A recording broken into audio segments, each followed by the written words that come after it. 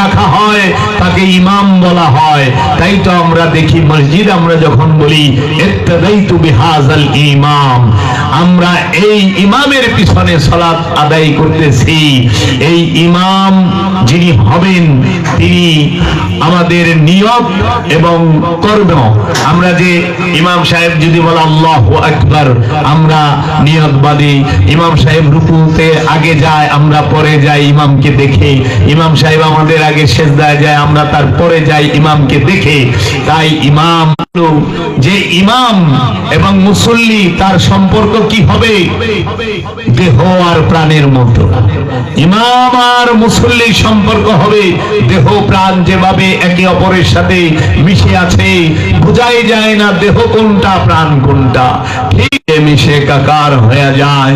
তখন বলে তেরি শক্ল মে হু মেরে জান তু হ্যায়, मैं तेरा पता तू मेरी पहचान है, तेरी शक्ल मैं हूँ मेरे जान तू हाँ है ना हूँ है। কারণ একের রাজ্যে তিনিও নাই তুমিও নাই, এক তাওহীদ, দুই থাকাই শিরক। একের রাজ্যে তিনিও না মিলে থাকে, আপনি শিরকে ডুবে আছেন। আর যদি আপনার যে নফস, এই নফস যদি মুর্শিদের সাথে, রসুলের সাথে, রবের সাথে মিলে মিশে একাকার হয়ে যায়, তখন আর দুই থাকার কোনো যে স্থান নাই, তখনই বলে লা মওজুদ অবস্থান করতেছি। তাই তো আল্লাহ বলে আইনামা তুওয়াল্লু ফাসাম্মা ওয়াজহুল্লাহ, তুমি যেই দিকে তাকাইবা আল্লাহর চেহারা ছাড়া কিছুই দেখতে পাবা না। আল্লাহই আছে, আল্লাহ ছাড়া কিছুই নাই। ওয়াহদাহু লা শারীকা লাহু, থাকাই শিরক। শিরক বসবাস করে অন্তরে, অন্তরকে বলা হয় সুদূর। সূরা নাসে বলছেন মিন শাররিল ওয়াসওয়াসিল খান্নাস আল্লাযী ইউওয়াসউইসু ফি সুদুরিন নাস। চাকরি বাকরি করে না কেন? তার অন্তর দেওয়া হয় নাই, তাকে সুদূর দেওয়া হয় নাই। সুদূর কি অন্তর, অন্তর কি ব্যক্তি স্বাধীনতা, লিমিটেড ফ্রি উইল এন্ড নাই। তাই মানুষ শিরকে ডুবে থাকে, পৃথিবীতে অন্য কোন বস্তু কেহই শিরকে থাকে না। গাছপালা, তরু লতা, সাগর পাহাড়, নদ নদী, মানুষ। ইনসান কাকে বলে? জিসম আর নফসের মিলিত রূপকে বলে হয় ইনসান। একটি হলো নফস, নফস মানে প্রাণ, আর জিসম মানে দেহ, ইনসান মানে মানুষ। দেহ আর নফস, দেহ আর প্রাণের মিলনে যে তৈরি হয় সেটাকেই ইনসান বলে। আবার এই ইনসানের মধ্যে ধারা আছে কি? নর, নারী, আবার তৃতীয় লিঙ্গ হিজরা আছে না? নরকে কোরআনের ভাষায় বলা হয় যাকারা, মানুষ। নর এবং নারী, মেয়ে এবং ছেলে উভয়ই মানুষ, কিন্তু যখন লিঙ্গের দিকে গেছে তখন ছেলেকে বলা হয়েছে যাকারা, মেয়েকে বলা হয়েছে উনসা।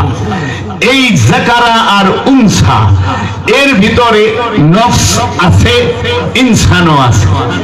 আবার তৃতীয় লিঙ্গ যারা, তাদের মধ্যেও নফসও আছে, সুদূরও আছে। এখন আমরা যারা এই নফস, ইনসান, যাকারা, উনসা এই বিষয়ে আমাদের বুঝার ঘাটতি আছে, জানার ঘাটতি আছে, কিন্তু কুরআনুল কারীম এত সুন্দর মহা গ্রন্থ, সর্বশ্রেষ্ঠ গ্রন্থ, সেই কুরআনুল কারীম স্পষ্ট বলে দেওয়া হয়েছে যে এই নফস কি। আল্লাহ রাব্বুল আলামিন সূরা নিসায় বলতেছেন আমি এক নফস হইতে, সূরা নিসায় এবং আরো অন্যান্য সূরায় বলতেছে আমি এক নফস হইতে অনেক নফসকে সৃষ্টি করেছি, সকল নফসকে এক নফস হইতে সৃষ্টি করছে। কিন্তু এক মানুষ থেকে সকল মানুষ সৃষ্টি করে নাই, এক ইনসান থেকে সকল ইনসান সৃষ্টি করে নাই। তাহলে নফস কি আর ইনসান কি? জাকারা কি, উনসা কি, নেসা কি, রিজাল কি, রাসূল কি, এই বিষয়গুলো বুঝতে হবে। এই নফস যখন মৃত্যুর স্বাদ গ্রহণ করে তখন এই দেহ লাশ হয়ে যায়। কুরআন বলছে কুল্লু নাফসিন যায়কাতুল মাউত, প্রত্যেক নফস মৃত্যুর স্বাদ গ্রহণ করবে। পৃথিবীতে সকল জীব তথা প্রাণীর মধ্যে নফস আছে, প্রাণ আছে। প্রত্যেক প্রাণী মৃত্যুর স্বাদ গ্রহণ করবে। প্রাণ যখন মৃত্যুর স্বাদ গ্রহণ করে তখন দেহ ধ্বংস হয়ে যায়। আর যদি ওলিয়ে কামেল হয়, যদি কেউ ওলিয়ে কামেল হয়, তার দেহ মুবারক পচে না। নবী আলাইহিস সালাতু ওয়াস সালাম, রাসূল আলাইহিস সালাতু ওয়াস সালাম এবং আশিকি রাসূলদের দেহ মুবারক জমিনে খেতে পারে না। জমিনের খাওয়ার কোনো শক্তি নাই। কারণ আমরা দেখতে পাই আসহাবে কাহাফের 7 জন সঙ্গী আসহাবে কাহাফের 309 বছর ঘুমিয়েছিলেন। এটা রূপক ভাষা ব্যবহার করা হয়। 309 বছর মুরাকাবা মুশাহেদার ধ্যানস্থ ছিলেন। তারা সেই 309 বছরের মধ্যে আসহাবে কাহাফের 7 জন সঙ্গী একজনও বৃদ্ধ হয় নাই, একজনের দেহ মাটিতে খেতে পারে নাই, একজনের পোশাক আশাক নষ্ট হয় নাই। শুধু এই 7 জন সঙ্গীর যে দেহ মুবারকের মধ্যে চুল, দাড়ি, গোঁফ এবং নখ এগুলো বড় হয়েছিল। আর কোন ব্যতিক্রম, কোন ব্যাঘাত ঘটে নাই। এমনকি এই 7 জন আসহাবে কাহাফের সঙ্গীর সঙ্গে একটি কুকুর ছিল, তার নাম কিতমির, যাকে জান্নাতে বলা হয়েছে। এই কুকুর কিতমির আল্লাহর ওলিকে অনুসরণ করার কারণে কাহাফ গুহার সামনের 2 পা ছড়িয়ে দিয়ে বসেছিল 309 বছর। কিন্তু আমরা জানি কুকুর বাসে 12 থেকে 16 বছর। কিন্তু আল্লাহর ওলির সঙ্গ করার কারণে, আল্লাহর ওলিকে পরিপূর্ণভাবে অনুসরণ করার কারণে সেই কুকুরও এই আসহাবে কাহাফবাসীর সাথে জীবিতই ছিল, সেও মরে নাই। কুরআনুল কারীম স্পষ্ট দেখাচ্ছে ওলি আল্লাহ, নবী রাসূল এর প্রেম মহব্বতে আপনি জিন্দা হবেন, মরবেন না। করিলে শরণ হবে না মরণ, জীবের জীবন রাসূল প্যারা, প্রেমের রাজা মোহন খাজা, মম বাবা শাহ মেহেদী লারা, মম বাবা শাহ মেহেদী লারা। স্মরণের মরণ নাই, যে স্মরণ করে তার মরণ হয় না। যে স্মরণ থেকে গাফেল হয় তার মরণ হয়। তাই বাবা, মুর্শিদের প্রেম মহব্বত অনেক গভীর। আপনি যদি খেয়াল করেন, আমরা ধোঁকা খায়া গেছি কোথায়? আমরা যখন দেহ মানে জিসিম আর নফস, ইনসান আর নফসকে এক মনে করেছি, তখন ধোঁকা খেয়েছি। আমরা ধোঁকা খেয়েছি কোথায়? যখন আমরা জাকারা এবং রাসূলকে এক মনে করেছি, যখন আমরা নেশা আর উনসাকে এক মনে করেছি, তখন ধোঁকা খেয়েছি। আমরা ধোঁকা খেয়েছি কোথায়? যখন দুনিয়া এবং আর্থ এক করে বুঝেছি। আর্থ মানে পৃথিবী, আর্থ মানে দেহ, আর্থ মানে জমিন, দুনিয়া মানে মনের সৃষ্ট কল্পনা। দুনিয়া থাকে অন্তরে আর জমিন থাকে আমাদের পায়ের নিচে। জমিনের মধ্যে দেহ থাকে, জমিনের মধ্যে মানুষ থাকে, জিন বসবাস। জমিনের মধ্যে মানুষ, প্রাণী জগতের সকল প্রাণী, উদ্ভিদ জগতের সকল উদ্ভিদ, সাগর পাহাড় পর্বত সমস্ত কিছু চলাচল করে এবং থাকে, অবস্থান করে। কিন্তু দুনিয়ার মধ্যে কিন্তু কখনোই পানি থাকে না, দুনিয়ার মধ্যে গাছ নাই, দুনিয়ার মধ্যে কোন কোনো পশু পাখি নাই, দুনিয়ার মধ্যে পাহাড় পর্বত নাই, দুনিয়ার মধ্যে নদী নাই, নালা নাই, পুকুর নাই। দুনিয়ার মধ্যে আছে কি? কামনা। দুনিয়াতে আছে কামনা, দুনিয়াতে আছে লোভ, দুনিয়াতে আছে হিংসা, দুনিয়াতে আছে অহংকার, দুনিয়াতে আছে ক্রোধ, দুনিয়াতে আছে মোহ মায়া মাৎসর্য, দুনিয়াতে জমা করার শখ থাকে, দুনিয়াতে কামনা বাসনা থাকে। আর পৃথিবীতে থাকে এই ঘর বাড়ি, আপনার বিল্ডিংটা পৃথিবীতে। পৃথিবীর আরবি হলো আর্থ, দুনিয়া আরবি শব্দ, দুনিয়ার বাংলা জানেনই না। আমরা দুনিয়ার বাংলা শব্দ অনেকে বুঝি যে ইহকাল। এই ইহকালটা কি? খান্নাত যুক্ত নফসকে, খান্নাত যুক্ত কালকে, শয়তান যুক্ত কালকে, মোহযুক্ত কালকে, মোহমায়া যুক্ত জীবনকে বলা হয় দুনিয়া। এই দুনিয়াদাররা জাহান্নামী। যারা দুনিয়াকে বেছে নিয়েছে, দুনিয়াকে আঁকড়িয়ে ধরেছে, তারা জাহান্নামী। এখন মানুষ মনে করে কি বাড়িঘর জমি জমা আঁকড়ায় ধরলে জাহান্নামী। না, দুনিয়াকে, কামনা বাসনাকে। এর জন্য দুনিয়া আর পৃথিবী, আখিরাত এবং যে দুনিয়া, এই দুইটার বিষয় আপনাকে বুঝতে হবে। আখিরাত কি, দুনিয়া কি, আর কি।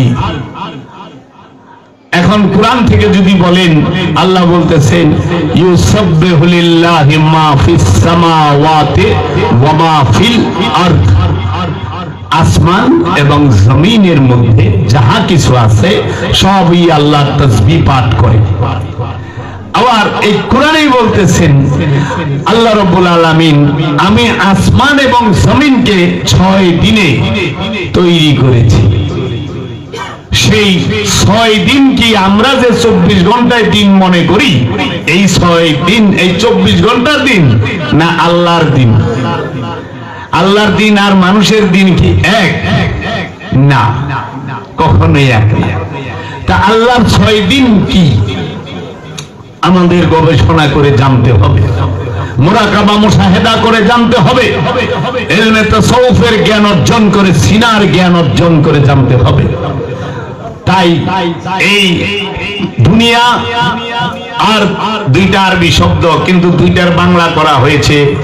আমরা আমাদের বোঝানো হয়েছে পৃথিবী। কয় ভাই দুনিয়া থেকে লাভ নাই, এই দুনিয়া কয় দিনের, হ্যাঁ ই করবেন, আহারে আইসি একটু কষ্ট।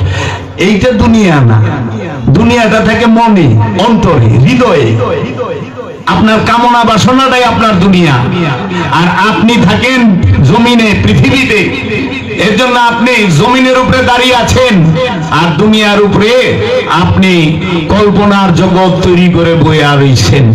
দুনিয়ার উপরে কিয়ামত হবে, এই পৃথিবীর উপরে কবে কিয়ামত হবে আল্লাহ মালুম।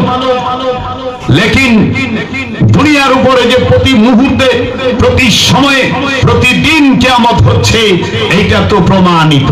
কারণ একটি মানুষ সারাটি জীবন যে কামনা বাসনা তার হৃদয়ে সঞ্চয় করে রাখে, মৃত্যু নামক কিয়ামতের ঘটনা দিয়ে সেই কামনা বাসনাকে ছিন্ন ভিন্ন, টুকরো টুকরো করে ধ্বংস করে দেওয়া হয়। তাই বলা হয় ইন্না লিল্লাহি ওয়া ইন্না ইলাইহি রাজিউন। কারণ দুনিয়া ত্যাগ করতে বলা হয়েছে, দ্বীনে প্রবেশ করতে বলা হয়েছে। দুনিয়া কি? আপনার মনের চিন্তা ভাবনা, কামনা বাসনা। আর দ্বীন কি? দ্বীন ইসলাম কি? দ্বীন ইসলামে প্রবেশ করতে বলা হয়েছে। দ্বীন ইসলাম হচ্ছে রসুলের স্বভাব, রবের মনোনীত দিন। রসুলের স্বভাব হইল দ্বীন ইসলাম, আর মনোনীত দিনের নাম দ্বীন ইসলাম। দ্বীন ইসলামে প্রবেশ করবেন একা একা সম্ভব? পৃথিবীতে কোন মানুষ কি নিজেরা একা একা দ্বীন ইসলামে প্রবেশ করতে পেরেছে? আদম আলাইহিস সালাতু ওয়াস সালামের আগমন কেন হইল? মানুষকে হেদায়েত করার জন্য। আল্লাহ রাব্বুল আলামিন কুরআনুল কারীমে 25 জন নবীর নাম বলেছেন। আদম আলাইহিস সালাতু ওয়াস সালামের আগমন হয়েছে মানুষকে হেদায়েত করার জন্য। শীশ আলাইহিস সালামের আগমন হয়েছে মানুষকে হেদায়েত করার জন্য। আমরা দেখতে পাই হযরত নূহ আলাইহিস সালাতু ওয়াস সালামের আগমন হয়েছে মানুষকে হেদায়েত করার জন্য। আমরা দেখতে পাই হযরত ইদ্রিস আলাইহিস সালাম এর আগমন হয়েছে মানবকে হেদায়েত করার জন্য। আমরা দেখতে পাই হযরত দাউদ আলাইহিস সালাম এর আগমন হয়েছে মানবকে হেদায়েত করার জন্য। হযরত লূত আলাইহিস সালামের আগমন হয়েছে মানবকে হেদায়েত করার জন্য। হযরত ইউনূস আলাইহিস সালামের আগমন হয়েছে মানবকে হেদায়েত করার জন্য। আমরা দেখতে পাই ইব্রাহিম খলিলুল্লাহ মুসলমান জাতির পিতা, ইব্রাহিম খলিলুল্লাহর আগমন হয়েছে মানুষকে হেদায়েত করার জন্য। ইব্রাহিম খলিলুল্লাহকে মানব জাতির ইমাম বলা হয়েছে। আমরা দেখতে পাই ইব্রাহিম আলাইহিস সালামের ঘরে আওলাদগণ যারা এসেছেন মিল্লাত ইব্রাহিম, ইব্রাহিম নবীর বংশ, এই ইব্রাহিম নবীর বংশ এবং ইব্রাহিম নবীর বংশকে শক্তভাবে ধরতে বলা হয়েছে এবং ইব্রাহিম নবীর মাকাম থেকে সালাতের মুসাল্লা গ্রহণ করতে বলা হয়েছে। সূরা বাকারার 125 নম্বর আয়াতে বলা হয়েছে ওয়াত্তাখিযু মিন মাকামে ইব্রাহিম মুসাল্লান, তোমরা মাকামে ইব্রাহিম থেকে মুসাল্লা গ্রহণ করো, ক্রয় করো না।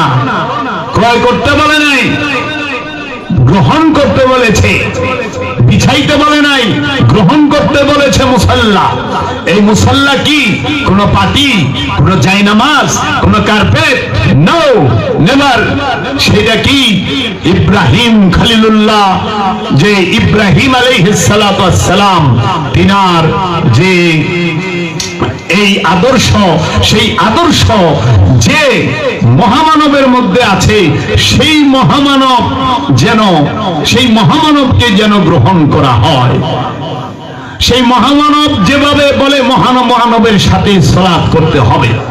তাই ইব্রাহিম আলাইহিস সালাতু ওয়াস সালাম তিনার বংশের মধ্যে আগমন করেছে 18 জন নবী। আমরা কোরআন থেকে দেখতে পাই ইব্রাহিম আলাইহিস সালামের এক ছেলে, বড় ছেলে হযরত ইসমাঈল আলাইহিস সালাম, তিনি আগমন করেছেন মানব জাতিকে হেদায়েত করার জন্য। হযরত ইসহাক আলাইহিস সালামের আগমন হয়েছে মানব জাতিকে হেদায়েত করার জন্য। হযরত ইয়াকুব আলাইহিস সালামের আগমন হয়েছে মানব জাতিকে হেদায়েত করার জন্য। হযরত ইসহাকের ছেলে ইয়াকুব আলাইহিস সালাম তিনি আগমন করেছেন এবং তিনার ঘরে যে নবী এসেছেন হযরত ইউসুফ আলাইহিস সালাতু ওয়াস সালাম, তিনিও মানব জাতির হেদায়েতের জন্য এসেছেন।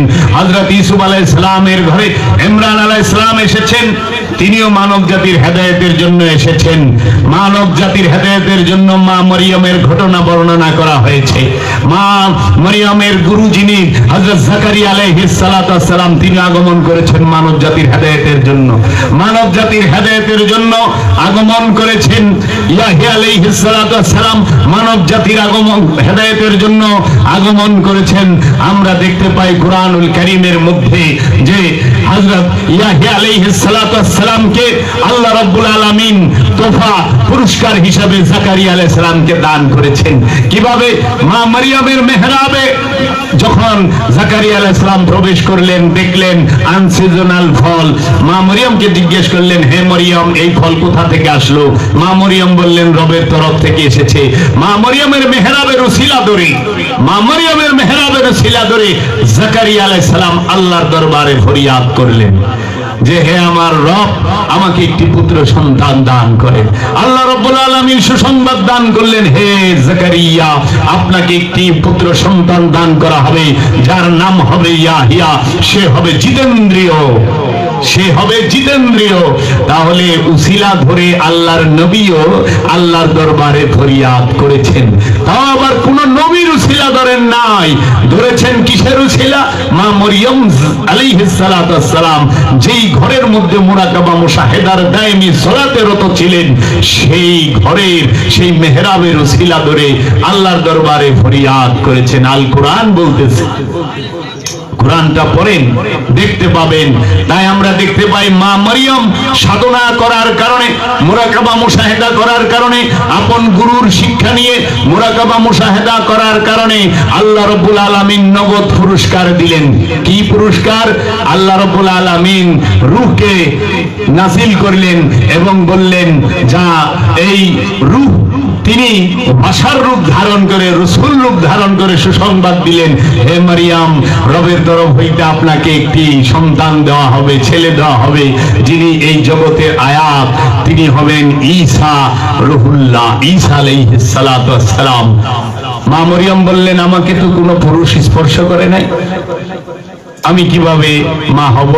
আল্লাহ সব কিছুই করতে পারেন, আল্লাহ জুল জালাল, আল্লাহ সব পারেন, সেই ক্ষমতা দেখিয়ে দিলেন। বাবা দেখেন এইখানে গুরু শিষ্যের কত প্রেম। গুরুকে মানার কারণে মা মরিয়ম কি ক্ষতিগ্রস্ত হয়েছে? না, গুরুর কথা মতো সালাত, দায়মি সালাত করাতে কি লোকসান হয়েছে? না। জগতের মধ্যে আয়াত ঈসা রুহুল্লাহ তাকে পেয়েছে। মা মরিয়ম ওলি হিসেবে নির্বাচিত হয়েছেন। মা মরিয়ম ওলি, কারণ মা মরিয়মের সাথে আল্লাহ সরাসরি কথা বলেছে, আল্লাহ সরাসরি কথা বলেছে। মহব্বত করতেই হবে গুরুকে, মহব্বত ছাড়া দিন পাবেন না। হযরত মুসা কালিমুল্লাহকে আল্লাহ মানব জাতির হেদায়েতের জন্যই পাঠিয়েছেন, নূহ নবিউল্লাহকে পাঠিয়েছেন, দাউদ ইবনে সুলাইমানকে পাঠিয়েছেন, আমাদের দয়াল রাসূল মুহাম্মদ সাল্লাল্লাহু আলাইহি ওয়াসাল্লামকে পাঠিয়েছেন। তাই এই উসিলা ছাড়া, মাধ্যম ছাড়া, গুরুর গ্রহণ করা ছাড়া কেউই হেদায়েত পায় না। আর এইটা রিসালাত সর্বসময়ে বিরাজমান, চলমান। এর জন্য গুরু ছাড়া আপনি বাংলা পড়া শিখেন না, আরবি পড়া শিখেন নাই, ইংরেজি পড়া শিখেন নাই, শিখেছেন? গুরু ছাড়া ড্রাইভিংও শিখতে পারেন নাই। গুরু ছাড়া আপনি কোন রাজের কাজটাও শিখতে পারবেন না, কামার কুমারের কাজও শিখতে পারবেন না। গুরু সব জায়গায় লাগবে, সব জায়গার গুরু মানেন, কিন্তু চঞ্চল মনকে স্থির করতে যে গুরুর সহায়তা লাগে, গুরু লাগে, মাধ্যম লাগে। মাধ্যম ছাড়া এই চঞ্চল মনকে স্থির করা যায় না, অশান্ত মনকে শান্ত করা যায় না, অপবিত্র নফসকে পবিত্র করা যায় না। সেইটা, সেই গুরুকে, অলিকে কেউ মানতে, অধিকাংশ মানুষ মানতে চায় না। অনেক প্রশ্ন, অনেক বাহানা দাঁড় করায়। কেন? কারণ মন গুরু মানতে চায় না, মন ছাত্র হইতে চায় না। মনের ফিতরাত হইল মন সে মাস্টার হবে, মন মাস্টারি করে, ছাত্র হয় না। তাই আমার মুর্শিদ বাবা জাহাঙ্গীর বলছে, মনের স্বভাব হইল মাস্টারি করা, মাস্টারি করে মনে, ছাত্র হইতে চায় না, শিষ্য হইতে চায় না। মন শিষ্য, গুরু মানতে চায় না, মন শিষ্যত্ব বরণ করতে চায় না। দেহ প্রাণ গুরু মানে, কিন্তু মন মানে না। মন বিদ্রোহ করে, প্রাণ বিদ্রোহ করে না, কারণ প্রাণ সে নূর, নফস নূর, দেহ আগুন, পানি, মাটি, বাতাস দিয়ে, আর নফস হইল নূর। এই পাঁচ জিনিস দিয়ে রয়েছে। এই মাটি আর হাওয়া নিয়ে এত বড়াই, হাওয়া বন্ধ হয়ে গেলেই তো শেষ, হাওয়া বন্ধ হয়ে গেলেই শেষ। কোন কলে তোর নানা ছবি নাচ করে সদাই, কোন কলে তোর নানা বিদ আওয়াজ উদয়, কোন কলে তোর নানা ছবি নাচ করে সদাই। কোন কলে নানান ছবি নাচানাচি করে? সেইটা মস্তিষ্কের মধ্যে। এই মস্তিষ্কের মধ্যে, স্মৃতির মধ্যে, দৃষ্টির মধ্যে, এই দৃষ্টি এবং মস্তিষ্কের মধ্যে অনেক ছবি, সারা জীবন যা করেছেন সকল ছবি নাচানাচি করে। কোন কলে হয় নানাবিধ আওয়াজ উদয়, কলমা পড়ি কল চিনি নেন, যে কলে ওই কলমা বলে, উপর উপরে ঘুরে বেড়ালে গভীরে ডুবে না হৃদয়। কোন কলে তোর কলমা জারি, কোন মন কলে তোর নানা ছবি নাচ করে সদাই, আপনা দেহের কলনা ধুরে বিবর হলে কলমা পড়ে, উপর উপরে ঘুরে বেড়ালে গভীরে ডুবে না হৃদয়। বাবা, হৃদয়কে যদি গভীরে ঢোকাইতে চান গুরু লাগবে।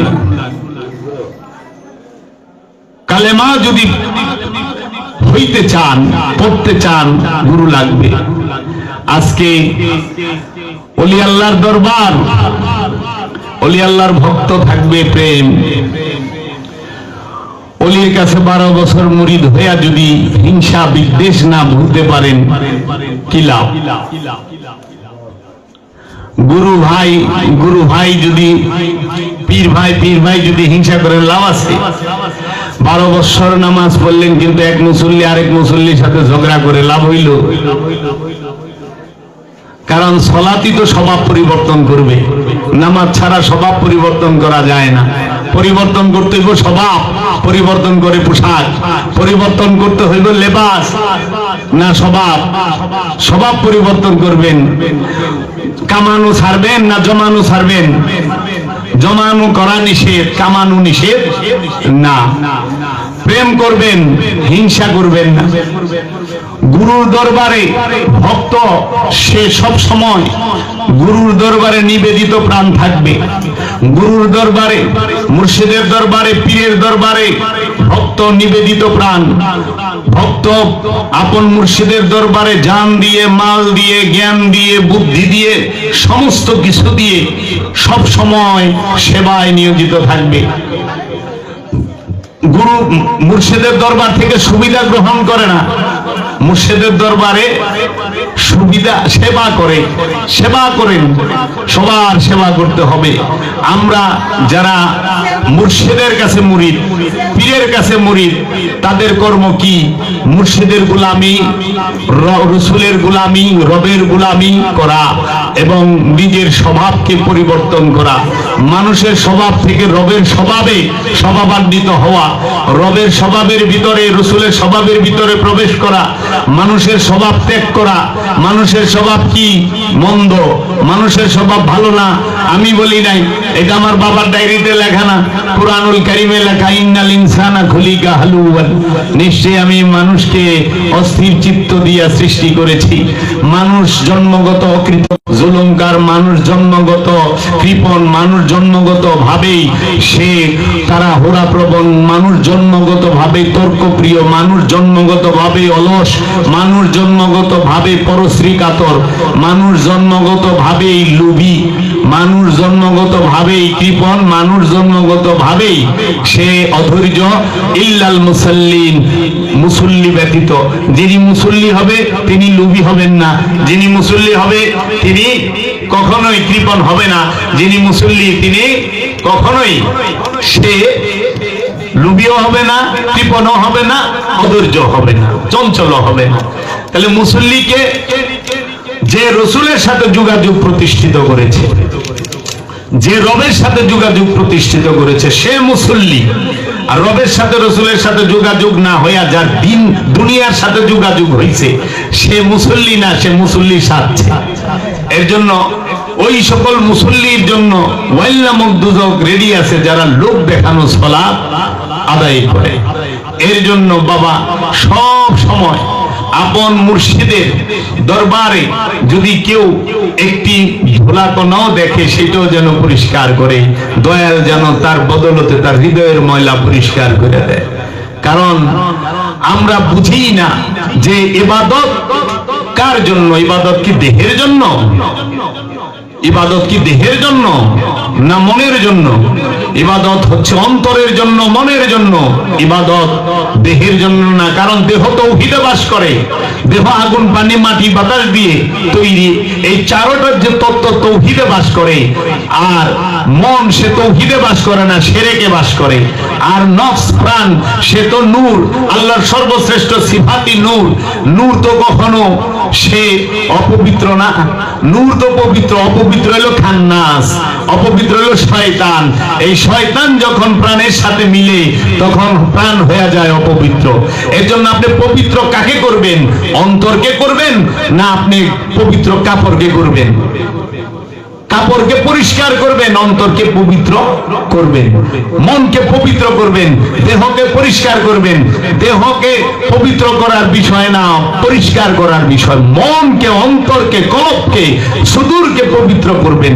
এর জন্য আপনি কি মনে করেন যে জান্নাতে কি আপনার দেহ যাবে না প্রাণ যাবে, নফস যাবে? ইনসান নফস যাবে না প্রাণ যাবে? নফস যাবে না দেহ যাবে? জান্নাতে নফস প্রবেশ করবে। কারণ আমি বলি না, কোরআন বলছে ইয়া আইয়াতুহান নাফস মুতমাইন্নাহ ইরজিই ইলা রাব্বিকা রাদিয়াতাম মারদিয়া ফাদখুলি ফি ইবাদি ওয়াদখুলি জান্নাতি।